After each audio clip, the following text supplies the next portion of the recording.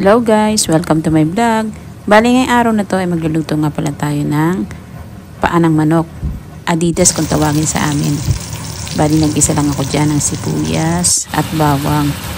Pagkatapos, napalambutan ko na yan yung paa ng manok. Hinalo ko na yung sa ginisa kong sibuyas at bawang. Tapos nilagyan ko rin yan ng sili. Kasi mas masarap yung adobong paa ng manok na may sili. Bali inadobo ko nga po to.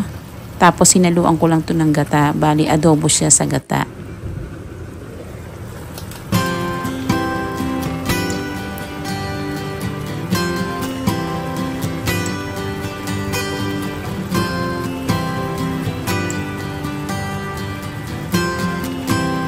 Ito nga pala ang gatang ilalagay natin sa adobong paa ng manok.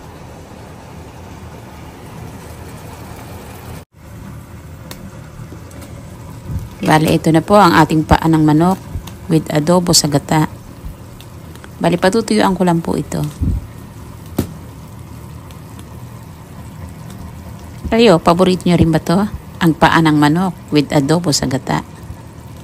Hanggang dito na lang po. Salamat sa panonood. Thanks for watching.